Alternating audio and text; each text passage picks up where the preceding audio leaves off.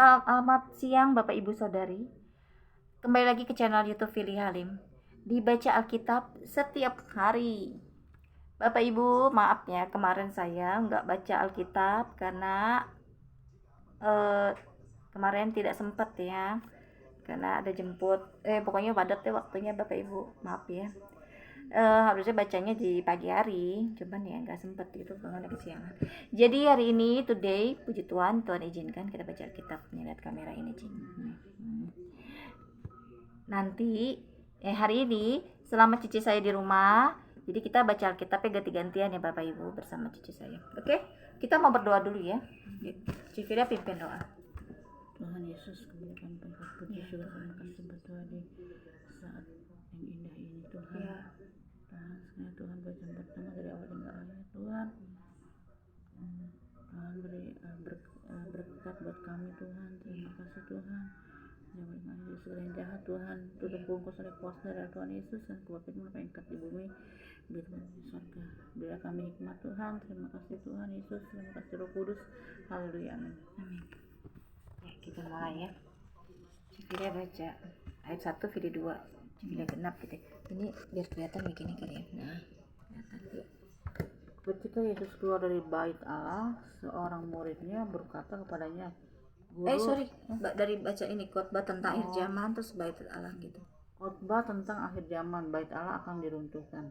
Ketika Yesus keluar dari bait Allah, seorang muridnya berkata kepadanya, Guru, lihatlah betapa kokohnya batu-batu itu dan betapa megahnya gedung-gedung itu. Lalu Yesus berkata kepadanya, Kau lihat gedung-gedung yang hebat ini, tidak satu batu pun akan dibiarkan terletak di atas batu yang lain. Semuanya akan diruntuhkan. Temanya tuh dibaca. Permulaan penderitaan. Ketika Yesus duduk di atas bukit Zaitun berhadapan dengan bait Allah, Petrus, Yakobus, Yohanes, dan Andreas bertanya sendiri kepadanya, Katakanlah kepada kami, bila manakah itu akan terjadi, dan apakah tandanya kalau semuanya itu akan sampai kepada kesudahannya? Maka mulailah Yesus berkata kepada mereka, waspadalah supaya jangan ada orang yang menyesatkan kamu. Akan datang banyak orang dengan memakai namaku dan berkata, Akulah dia, dan mereka akan menyesatkan banyak orang. Dan apabila kamu mendengar deru petang atau kabar-kabar tentang perang, janganlah kamu gelisah. Semuanya itu harus terjadi, tetapi itu belum kesudahannya. Sebab bangsa akan bangkit melawan bangsa, dan kerajaan melawan kerajaan. Akan terjadi gempa bumi di berbagai tempat, dan akan ada kelaparan. Semua itu barulah permulaan penderitaan menjelang zaman baru. Tetapi kamu ini hati-hatilah, kamu akan diserahkan kepada majelis agama dan kamu akan dipukul di rumah ibadah dan kamu akan dihadapkan ke muka penguasa-penguasa dan raja-raja karena aku sebagai saksi bagi mereka.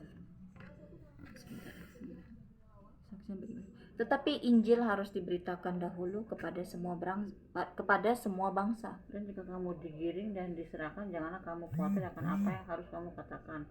Tetapi katakanlah apa yang dikaruniakan kepadamu pada saat itu juga, sebab bukan kamu yang berkata-kata, melainkan Roh Kudus. Seorang saudara akan menyerahkan saudaranya untuk dibunuh. Demikian juga seorang ayah terhadap anaknya. Dan anak-anak akan memberontak terhadap orang tuanya dan akan membunuh mereka. Kamu akan dibenci semua orang oleh karena namaku, tetapi orang yang bertahan sampai pada kesudahannya, ia akan selamat. Siksaan yang berat dan mesias-mesias palsu. Apabila kamu melihat pembinasa keji berdiri di tempat yang tidak sepatutnya, para pembaca hendaklah memperhatikannya. Maka orang-orang yang di Yudea haruslah melarikan diri ke pegunungan. Orang yang sedang di peranginan di atas rumah, janganlah ia turun dan masuk untuk mengambil sesuatu dari rumahnya. Dan orang yang sedang di ladang, janganlah ia kembali untuk mengambil pakaiannya. Celakalah ibu-ibu yang sedang hamil atau yang menyusukan bayi pada masa itu. Berdoalah supaya semuanya itu jangan terjadi pada musim dingin. Sebab pada masa itu akan terjadi siksaan seperti yang belum pernah terjadi sejak awal dunia yang diciptakan Allah sampai sekarang dan yang tidak akan terjadi lagi. Dan sekiranya Tuhan tidak mempersingkat waktunya, maka dari segala yang hidup tidak akan ada yang selamat. Akan tetapi oleh karena orang-orang pilihan yang telah dipilihnya, Tuhan mempersingkat waktunya. Pada waktu itu jika orang berkata kepada kamu, lihat Mesias ada di sini, atau lihat Mesias ada di sana, jangan kamu percaya. Sebab mesias-mesias palsu dan nabi-nabi palsu akan muncul, dan mereka akan mengadakan tanda-tanda dan mujizat-mujizat dengan maksud sekiranya mungkin menyesatkan orang-orang pilihan. Hati-hatilah kamu, aku sudah terlebih dahulu mengatakan semuanya ini kepada kamu. Kedatangan anak manusia perumpamaan tentang pohon ara. Tetapi pada masa itu, sesudah siksaan itu, matahari akan menjadi gelap dan bumi dan bulan tidak bercahaya. Dan bintang-bintang akan berjatuhan dari langit dan kuasa-kuasa langit akan goncang. Pada waktu itu orang akan melihat anak-anak manusia datang dalam awan-awan dengan segala kekuasaan dan kemuliaannya. Dan pada waktu itu pun ia akan menyuruh keluar malaikat-malaikatnya dan akan mengumpulkan orang-orang pilihannya dari keempat penjuru bumi, dari ujung bumi sampai ke ujung langit. Tariklah pelajaran dari perumpamaan tentang pohon ara. Apabila ranting-rantingnya melembut dan mulai bertunas, kamu tahu bahwa musim panas sudah dekat. Demikian juga jika kamu lihat hal itu terjadi, ketahuilah bahwa waktunya sudah dekat, sudah di abang pintu. Aku berkata kepadamu, sesungguhnya angkatan ini tidak akan berlalu sebelum semuanya itu terjadi. Langit dan bumi akan berlalu, tetapi perkataanku tidak akan berlalu. Tetapi tentang hari atau saat itu tidak seorang pun yang tahu. Malaikat-malaikat di surga tidak, dan anak pun tidak, hanya Bapa saja. Nasihat supaya berjaga-jaga. Hati-hati dan berjaga-jagalah, sebab kamu tidak tahu bila mana waktunya tiba. Dan halnya sama seperti seorang yang bepergian. Ia meninggalkan rumahnya dan menyerahkan tanggung jawab kepada hamba-hambanya, masing-masing dengan tugasnya, dan memerintahkan penunggu pintu supaya berjaga-jaga. Karena itu berjaga-jagalah, sebab kamu tidak tahu bila manakah tuan rumah itu pulang, menjelang malam dan tengah malam atau larut malam atau pagi-pagi buta. Supaya kalau ia tiba-tiba datang, jangan kamu didapatinya sedang tidur. Apakah yang kukatakan kepada kamu? Kukatakan kepada semua orang, berjaga-jagalah. Rencana untuk membunuh Yesus pasal 14. Hari Raya Paskah dan Hari Raya Roti Tidak Beragi akan mulai 2 hari lagi. Imam-imam kepala dan ahli-ahli Taurat mencari jalan untuk menangkap dan membunuh Yesus dengan tipu muslihat. Sebab mereka berkata, jangan pada waktu perayaan supaya jangan timbul keributan di antara rakyat. Yesus diurapi. Ketika Yesus berada di Betania di rumah Simon si kusta dan sedang duduk makan, datanglah seorang perempuan membawa suatu buli-buli kualam berisi minyak narwastu murni yang mahal harganya. Setelah dipecahkannya leher buli-buli itu, dicurahkannya minyak itu ke atas kepala Yesus. Ada orang yang menjadi gusar dan berkata seorang kepada yang lain, untuk apa pemborosan minyak narwastu ini? Sebab minyak ini dapat dijual 300 dinar lebih dan uangnya dapat diberikan kepada orang-orang miskin. Lalu mereka memarahi perempuan itu. Tetapi Yesus berkata, bukanlah dia, mengapa Biarkanlah dia. Biarkanlah dia, mengapa kamu menyusahkan dia? Dia telah melakukan suatu perbuatan yang baik padaku. Karena orang-orang miskin selalu ada padamu dan kamu dapat menolong mereka bila mana kamu menghendakinya, tetapi aku tidak akan selalu bersama-sama kamu. Ia telah melakukan apa yang dapat dilakukannya. Tubuhku telah diminyakinya sebagai persiapan untuk penguburanku. Aku berkata kepadamu, sesungguhnya di mana saja Injil diberitakan di seluruh dunia, apa yang dilakukannya ini akan disebut juga untuk mengingat dia. Yudas mengkhianati Yesus. Lalu pergilah Yudas Iskariot, salah seorang dari ke-12 murid itu, kepada imam-imam dengan maksud untuk menyerahkan Yesus kepada mereka. Mereka sangat gembira waktu mendengarnya, dan mereka berjanji akan memberikan uang kepadanya. Kemudian ia mencari kesempatan yang baik untuk menyerahkan Yesus. Ini turun ke bawah kameranya. Ayo. Yesus makan Paskah dengan murid-muridnya. Pada hari pertama dan dari hari raya roti tidak beragi, pada waktu orang menyembelih domba Paskah, murid Yesus berkata kepadanya, ke tempat mana engkau kehendaki kami pergi untuk mempersiapkan perjamuan Paskah bagimu? Lalu ia menyuruh 2 orang muridnya dengan pesan, pergilah ke kota, di sana kamu akan bertemu dengan seorang yang membawa kendi berisi air. Ikutilah dia. Dan katakanlah kepada pemilik rumah yang dimasukinya, pesan guru, di manakah ruangan yang disediakan bagiku untuk makan Paskah bersama-sama dengan murid-muridku? Lalu orang itu akan menunjukkan kamu sebuah ruangan atas yang besar, yang sudah lengkap dan tersedia. Disitulah kamu harus mempersiapkan perjamuan Paskah untuk kita. Maka berangkatlah kedua murid itu, dan setibanya di kota didapati mereka semua seperti yang dikatakan Yesus kepada mereka, lalu mereka mempersiapkan Paskah. Setelah hari malam, datanglah Yesus bersama-sama dengan ke-12 murid itu. Ketika mereka duduk di situ dan sedang makan, Yesus berkata, "Aku berkata kepadamu, sesungguhnya seorang antara kamu akan menyerahkan aku, yaitu dia yang makan dengan aku." Maka sedihlah hati mereka. Dan seorang demi seorang berkata kepadanya, "Bukan aku ya Tuhan." Ia menjawab, "Orang itu ialah salah seorang dari kamu yang 12 ini. Dia yang mencelupkan roti ke dalam satu pinggan dengan aku."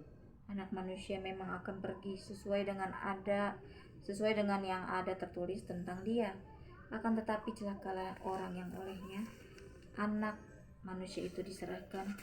Adalah lebih baik bagi orang itu sekiranya ia tidak dilahirkan. Penetapan perjamuan malam. Dan ketika Yesus dan murid-muridnya sedang makan, Yesus mengambil roti, mengucap berkat, memecah-mecahkannya, lalu memberikannya kepada mereka dan berkata, "Ambillah, inilah tubuhku." Sesudah itu ia mengambil cawan, mengucap syukur, lalu memberikannya kepada mereka, dan mereka semuanya minum dari cawan itu. Ayat 24. Dan ia berkata kepada mereka, "Inilah darahku, darah perjanjian yang ditumpahkan bagi banyak orang. Aku berkata kepadamu, sesungguhnya aku tidak akan minum lagi hasil pokok anggur sampai pada hari aku meminumnya, yaitu yang baru dalam kerajaan Allah." Petrus akan menyangkal Yesus. Sesudah mereka menyanyikan nyanyian pujian, pergilah mereka ke Bukit Zaitun. Lalu Yesus berkata kepada mereka, "Kamu semua akan tergoncang imanmu, sebab ada tertulis, aku akan memukul gembala dan domba-domba itu akan tercerai-berai." Ayat 28. Akan tetapi sesudah aku bangkit, aku akan mendahului kamu ke Galilea. Kata Petrus kepadanya, "Biarpun mereka semua tergoncang imannya, aku tidak." Lalu kata Yesus kepadanya, "Aku berkata kepadamu, sesungguhnya pada hari ini, malam ini juga, sebelum ayam berkokok, dan 2 kali engkau telah menyangkal aku 3 kali." Tetapi dengan lebih bersungguh-sungguh Petrus berkata, "Sekalipun aku harus mati bersama-sama engkau, aku takkan menyangkal engkau." Semua yang lain pun berkata demikian juga. Lanjut, Cik. Di taman Getsemani. Lalu sampailah Yesus dan murid-muridnya ke sebuah tempat yang bernama Getsemani. Kata Yesus kepada murid-muridnya, "Duduklah di situ sementara aku berdoa." Dan ia membawa Petrus, Yakobus, dan Yohanes sertanya. Ia sangat takut dan gentar. Lalu katanya kepada mereka, "Hatiku sangat sedih seperti mau mati. Rasanya tinggal di sini dan berjaga-jagalah." Ia maju sedikit, merebahkan diri ke tanah dan berdoa supaya sekiranya mungkin saat itu lalu daripadanya. Saya baca ulang ya di ayat 35. Ia maju sedikit, merebahkan diri ke tanah dan berdoa supaya sekiranya mungkin saat itu lalu daripadanya. Katanya, Ayat 36. "Ya Aba, ya Bapa, tidak ada yang mustahil bagimu. Ambillah cawan ini daripadaku, tetapi janganlah apa yang aku kehendaki, melainkan apa yang Engkau kehendaki." Melainkan apa yang kau kehendaki, ya. Ayat 37. Setelah itu ia datang kembali dan mendapati ketiganya sedang tidur. Dan ia berkata kepada Petrus, "Simon, sedang tidurkah engkau? Tidakkah engkau sanggup berjaga-jaga 1 jam? Berjaga-jaga dan berdoa supaya kamu jangan jatuh ke dalam pencobaan. Roh memang penurut, tetapi daging lemah." Lalu ia pergi lagi dan mengucapkan doa yang itu juga. Dan ketika ia kembali pula, ia mendapati mereka sedang tidur, sebab mata mereka sudah berat dan mereka tidak tahu jawab apa yang harus mereka berikan kepadanya. Kemudian ia kembali untuk ketiga kalinya dan berkata kepada mereka, "Tidurlah sekarang dan istirahatlah. Cukuplah, saatnya sudah tiba. Lihat, Anak Manusia diserahkan ke tangan orang-orang berdosa. Bangunlah, marilah kita pergi. Dia yang menyerahkan aku sudah dekat." Yesus ditangkap. Waktu Yesus masih berbicara, muncullah Yudas, seorang dari ke-12 murid itu, dan bersama-sama dia serombongan orang yang membawa pedang dan pentung, disuruh oleh iman-iman kepala, ahli-ahli Taurat dan tua-tua. Orang yang menyerahkan dia telah memberitahukan tanda ini kepada mereka. "Orang yang akan kucium, itulah dia. Tangkaplah dia dan bawalah dia dengan selamat." Dan ketika ia sampai di situ, ia segera maju mendapatkan Yesus dan berkata, "Rabi," lalu mencium dia. Maka mereka memegang Yesus dan menangkapnya. Salah seorang dari mereka yang ada di situ menghunus pedangnya, lalu menentakannya kepada hamba imam besar sehingga putus telinganya. Kata Yesus kepada mereka, "Sangkamu aku ini penyamun? Maka kamu datang lengkap dengan pedang dan pentung untuk menangkap aku. Padahal tiap-tiap hari aku ada di tengah-tengah kamu mengajar di bait Allah, dan kamu tidak menangkap aku. Tapi harusnya digenapi yang tertulis dalam kitab suci." Lalu semua murid itu meninggalkan dia dan melarikan diri. Ada seorang muda yang pada waktu itu hanya memakai sehelai kain lenan untuk menutup badannya mengikuti dia. Mereka hendak menangkapnya. Tetapi ia melepaskan kainnya dan lari dengan telanjang. Yesus di hadapan Mahkamah Agung. Kemudian Yesus dibawa menghadap imam besar, lalu semua imam, kepala tua dan ahli Taurat berkumpul di situ.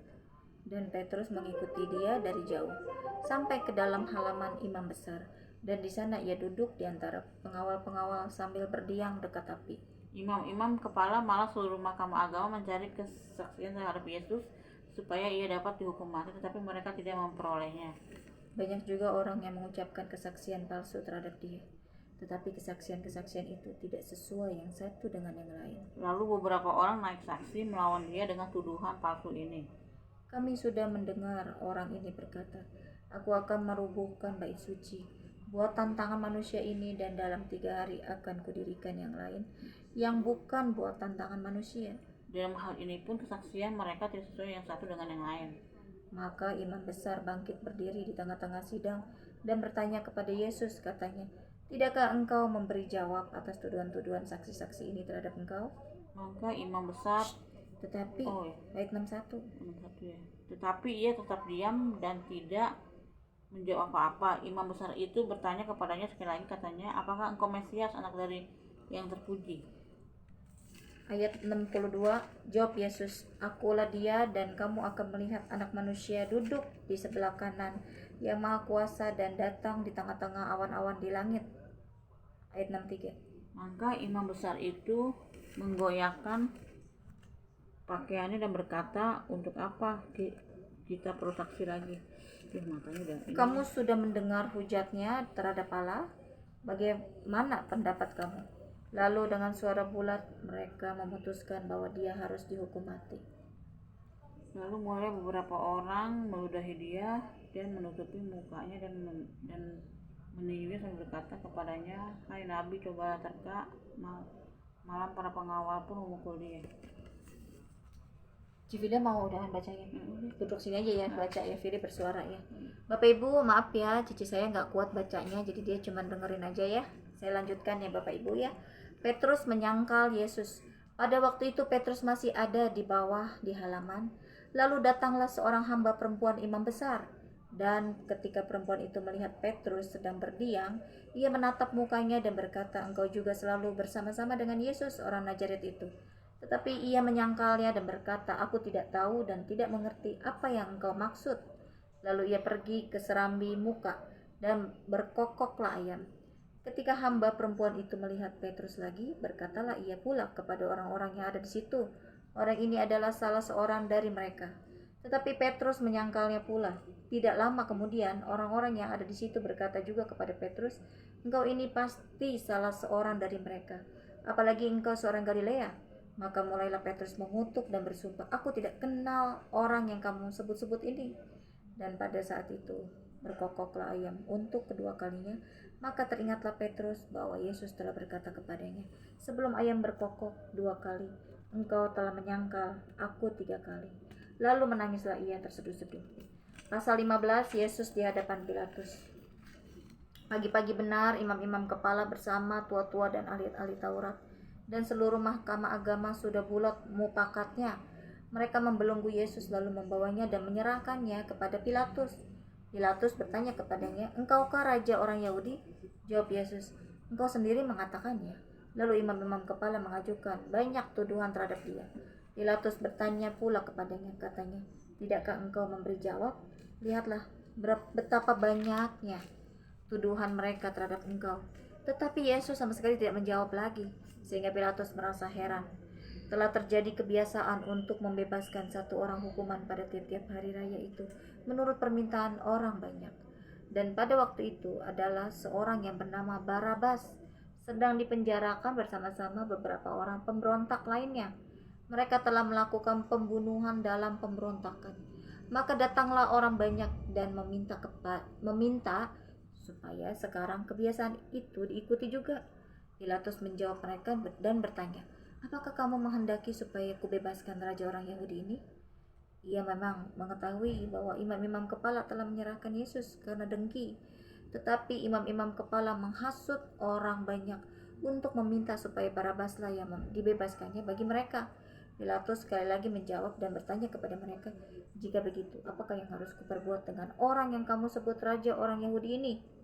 Maka mereka berteriak lagi katanya, salibkanlah dia. Lalu Pilatus berkata kepada mereka, tetapi kejahatan apakah yang telah dilakukannya?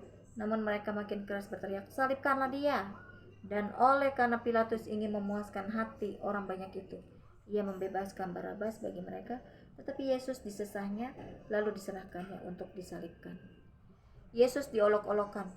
Kemudian serdadu-serdadu membawa Yesus ke dalam istana, yaitu gedung pengadilan, dan memanggil seluruh pasukan berkumpul. Mereka mengenakan jubah ungu padanya, mengayam sebuah mahkota duri dan menaruhnya di atas kepalanya. Kemudian mereka mulai memberi hormat kepadanya, katanya, salam, hai raja orang Yahudi. Mereka memukul kepalanya dengan bulu dan meludainya dan berlutut menyembahnya. Sesudah mengolok-olokkan dia, mereka menanggalkan jubah ungu itu daripadanya dan mengenakan pula pakaiannya kepadanya. Yesus disalibkan. Kemudian Yesus dibawa keluar untuk disalibkan. Pada waktu itu lewat seorang yang bernama Simon orang Kirene, ayah Alexander dan Rufus, yang baru datang dari luar kota. Dan orang itu mereka paksa untuk memikul salib Yesus.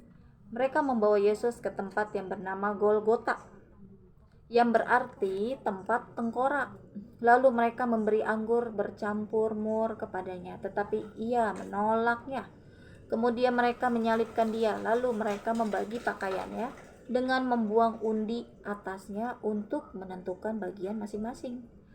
Hari jam 9 ketika ia disalibkan.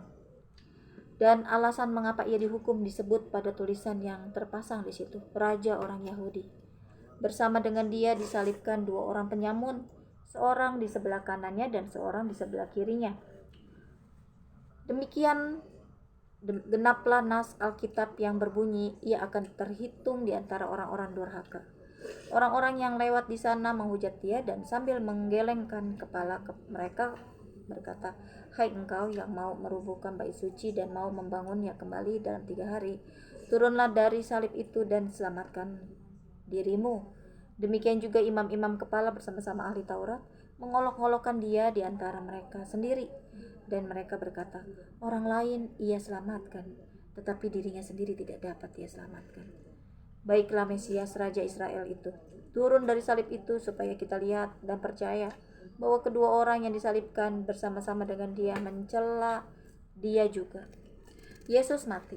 Pada jam 12, kegelapan meliputi seluruh daerah itu dan berlangsung sampai jam 3. Dan pada jam 3 berserulah Yesus dengan suara nyaring. Saya ulang ya, ayat 34 ya Bapak Ibu. Dan pada jam 3 berserulah Yesus dengan suara nyaring, Eloi, Eloi, lama sabachthani, yang berarti Allahku, Allahku, mengapa engkau meninggalkan aku? Sambil menangis ya di situ ya. Mendengar itu, beberapa orang yang berdiri di situ berkata, lihat ia memanggil Elia. Pastinya Tuhan Yesus waktu itu sambil menangis kali Bapak Ibu, kesakitan kan. Pastinya ya. Maka datanglah seorang dengan bunga karang, mencelupkannya ke dalam anggur asam, lalu mencucukkannya pada sebatang bulu dan memberi Yesus minum serta berkata, baiklah kita tunggu dan melihat apakah Elia datang untuk menurunkan dia. Lalu berserulah Yesus dengan suara nyaring dan menyerahkan nyawanya.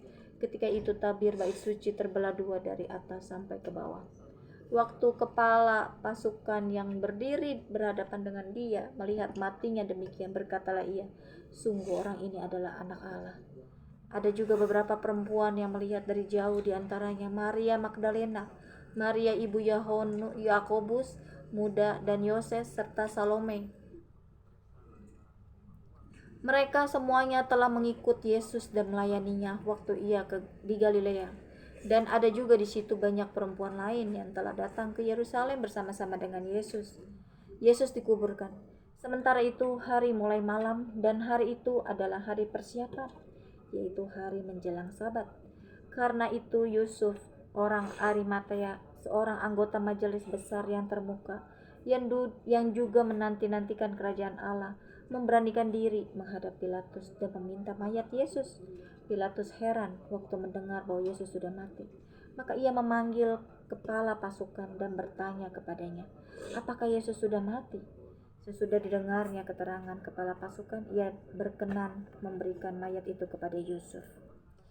Yusuf pun membeli kain lenan, kemudian ia menurunkan mayat Yesus dari salib dan mengapaninya dengan kain lenan itu.